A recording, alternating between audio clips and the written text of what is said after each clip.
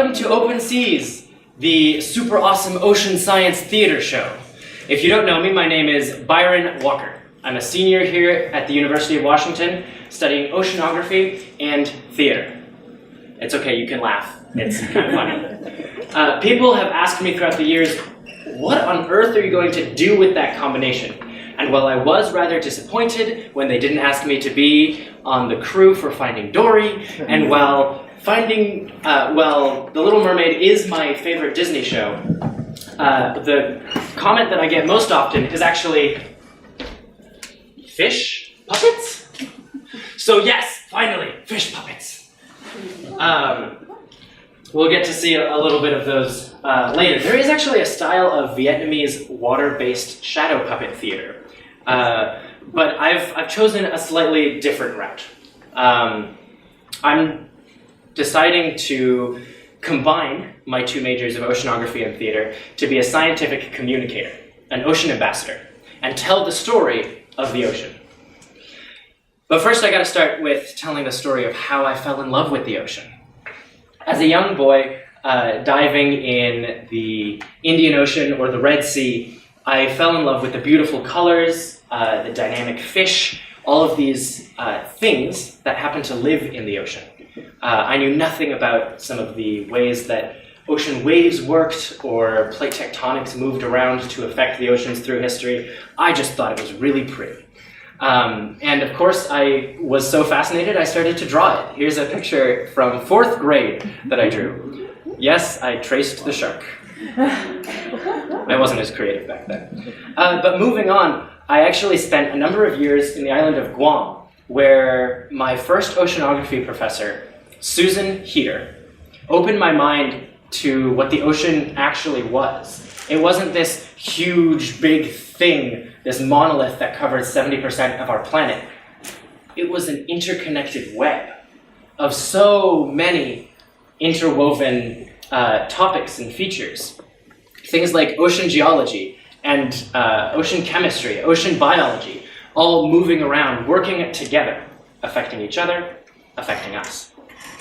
And so it was that I started my appreciation for the science that was behind the ocean. Of course, simultaneously, I was also doing theater on the side, but it wasn't until I came to UW that I got into both of those in a more serious way, still completely independently, until I took a science writing class. By the end of that class, the piece that I had written on the seismology and magnetic anomalies of the Puget Sound fault areas was so confusing and structured and esoteric that I didn't even understand what I was talking about. And that's the problem with science communication. It's boring. So, I'm here to fix a little bit of that. I'm here to combine the two and try to integrate this art and science in a completely new way. So with that, let us move onward. Let me introduce you to the ocean. You might not have ever thought about it this way. This doesn't look like flowing flat plain sea that you might find if you were to go out on a boat. This is an inside look. I'm going to show you around the ocean as if it were my house. Each room having different things. And actually, we're going to talk about it together. For the next hour, I'm going to cede power over to you guys. I don't control where we're going. That's up to you. And what we're going to do is talk about 7 oceanographic topics. Let me introduce them to you.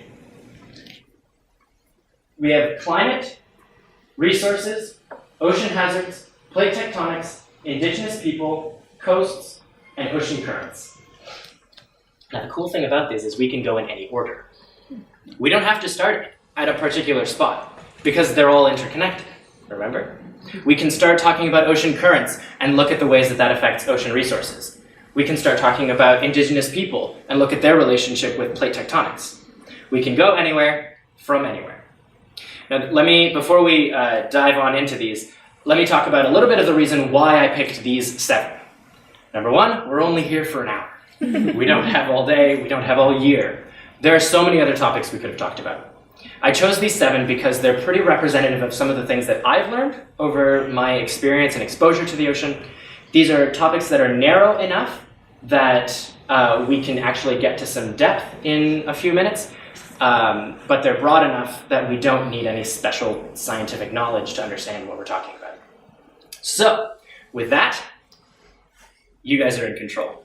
Where should we start?